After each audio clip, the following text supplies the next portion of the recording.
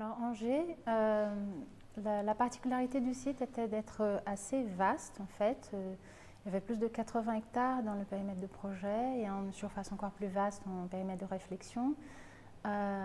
Et aussi c'est un site qui est très proche du centre-ville avec un certain nombre de qualités qui sont dans deux extrémités en fait des qualités urbaines. Donc il y a à la fois des proximités avec le centre-ville, la vue directe sur la cathédrale, donc un rapport aussi au paysage qui est très important parce qu'il y a une géographie assez particulière sur l'ensemble du site, un rapport direct avec la rivière et en même temps des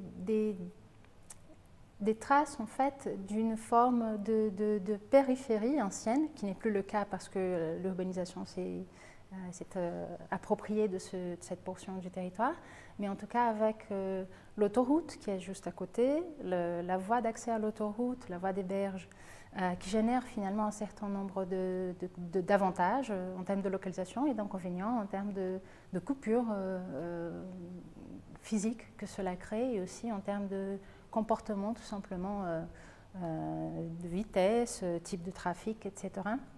Donc il y a eu un certain nombre de... Je trouve que ce site il avait la particularité d'associer un certain nombre d'avantages à l'échelle urbaine et un certain nombre de difficultés en tout cas qui viennent plutôt d'une échelle un peu extraterritoriale mais qui se jouent sur le site. Et il y avait donc ces deux extrêmes et on a vu quelque part dans les réponses deux formes d'approche aussi. Je pense qu'elles étaient un peu influencées par cette perception-là du site. Donc à la fois des projets qui ont tenté de s'approcher du site dans une façon un peu comme un regard aérien, parfois avec une volonté de poser des objets comme ça qui ont un rôle plus de rapport au territoire ou de vision un peu aérienne, je veux dire, du site, vraiment. Et d'autres, parfois en restant un peu hors sol pour certains projets, malgré tout. Et d'autres projets, pour le coup, qui ont essayé une approche un peu plus racinaire, en passant par les sols à hauteur d'homme. Et ces deux approches, elles se sont rencontrées dans très peu de projets, mais en général, c'est plutôt la deuxième approche, celle un peu plus à hauteur d'homme, qui était la plus aboutie pour les projets. Je trouve que les trois projets ils sont complémentaires dans la mesure où les problématiques exposées sur le site étaient très variées. Et donc, pour le premier projet, donc, le Positive Loops, je pense que c'est le projet qui a pu bien cristalliser une bonne prise de mesure à la fois des approches un peu territoriales ou à des échelles plutôt territoriales, mais aussi à l'échelle très locale, très liée à l'identification fine des ressources. Il y a une capacité en fait vraiment d'articuler ces deux approches en créant en fait des systèmes à la fois de production de valeurs économiques, mais de production aussi de valeurs urbaines sur le site. Donc je pense que c'est un projet qui a réussi à bien prendre en compte à la fois ces dichotomies qui se jouent sur le site, et aussi une forme d'adhésion en fait des acteurs, ce qui était aussi une caractéristique du site, c'était d'être majoritairement composé d'un foncier et des implantations privées pour lesquelles il fallait trouver une forme de déclenchement et d'organisation de système d'acteurs. Donc Positive Loops a bien saisi cette complexité et a bien traduit cela en des projets qui sont tout à fait reconnaissables et je pense passibles de traduction opérationnelle pour les suites. Les autres projets, ils se sont emparés en fait d'approches complémentaires et tout à fait aussi importantes pour un tel site d'activité en fait en toute proximité du centre-ville.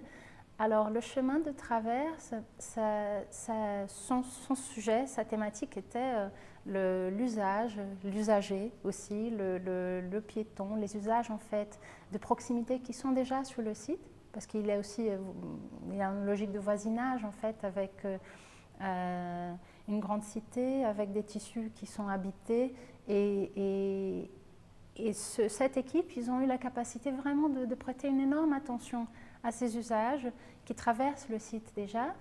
Et leur grande valeur ajoutée, c'était de conforter ces usages, de créer en fait de la place pour ce que se fait déjà sur place. Et leur projet aussi nous a permis, je pense, à la fois en tant qu'expert, mais aussi au jury, de voir le site autrement. Et aussi la ville, je pense. De voir que la ville productive, elle peut aussi se jouer sur cette échelle de la proximité, de la rencontre en fait, parce que les rencontres, elles génèrent aussi des possibilités en fait d'activités, finalement des événements en fait qui donnent de la vie à un tissu qui est déjà productif en soi. Donc c'était un projet aussi très poétique qui nous a permis de découvrir autrement le site, c'était sa grande qualité. Le projet Permacultures urbaines, alors eux, ils se sont emparés de la question des interstices et des espaces résiduels qui sont très abondants dans des tissus d'activité.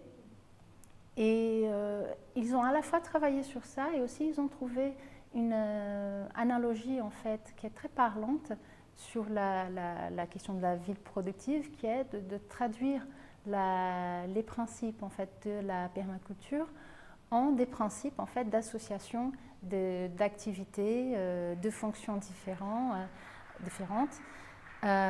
et de nous emporter en tout cas sur la promesse de cette métaphore et de nous faire croire en fait qu'ils peuvent être en mesure ensuite de la traduire de façon opérationnelle sur place. Et leur projet, pour le coup, proposait plutôt une occupation comme ça, une forme d'appropriation du site dans toutes ses particularités. Et c'était aussi une volonté de chercher du sens, finalement, produire du sens sur chacun des espaces du site. Et je pense que ça nous a aussi permis de regarder autrement les quartiers d'activité en général. C'était donc mon premier travail en fait d'expertise et c'était très enrichissant en fait. Je me demandais si j'étais à la hauteur aussi de bien comprendre en fait les démarches et de bien les valoriser. À vrai dire aussi, j'avais un grand souci sur le fond de bien restituer ce que les équipes ont essayé d'exprimer dans leurs projets, de ne pas surinterpréter, mais de vraiment rendre plus lisible en fait sur le fond les valeurs de chacun des projets. Donc c'était un défi particulier et j'ai apprécié cet exercice-là. C'était aussi assez riche du fait de la rencontre avec les autres experts et notamment avec Thierry qui a un horizon assez différent du mien et une trajectoire différente et très complémentaire. Donc c'était assez riche de travailler avec lui, d'avoir son regard avec beaucoup de recul et aussi un background en fait intellectuel incroyable que j'admire chez lui. Et ça nous a beaucoup enrichi en fait les débats sur les projets, notre perception du site, parce que nous sommes allés ensemble et c'était assez épique comme visite de site. Et en même temps, ça nous a beaucoup permis en fait de mieux saisir les qualités des projets. Sur je me suis perdue. Oui. La question était l'apport aussi de l'expertise, ok. Oui, et sur les réponses, comment ça... Oui, oui sur ton implication en tant qu'expert dans les différentes étapes du concours, les phases des séminaires d'expertise aussi, le jury, les jurys, oui. Tout le travail que tu as fourni. Oui. Alors, un autre aspect aussi qui était assez riche, c'était les séances en fait du jury et les dialogues en fait avec la ville et ce qui compose en fait les représentants du site, et d'essayer d'avancer ensemble en fait en dialoguant avec eux sur la compréhension des projets, de leur pertinence et aussi de leurs besoins tout simplement, parce que certes il y a l'étape préalable de la définition du dossier de site. mais il y a aussi, au même titre que pour les projets, il y a des choses qui parfois ne sont pas dites, ou en tout cas dans l'expression, dans le dialogue, dans la séance en fait, de débat sur les projets, on saisit davantage, on saisit mieux, on se rencontre dans les bonnes analyses en fait, sur les projets. Donc je pense que la session en fait m'a appris aussi cet art du dialogue, à la fois le dialogue avec les équipes malgré leur absence, le dialogue avec leurs projets et d'essayer de rester dans une forme de justesse du regard, mais aussi avec les villes et de saisir et de bien entendre en fait leurs besoins et de faire atterrir en fait cette volonté d'avoir de l'expérimentation, de laisser une part à la créativité évidemment des équipes, mais de faire cela atterrir aussi dans les préoccupations quotidiennes aussi des villes qui doivent ensuite être capables de les porter elles-mêmes après le concours.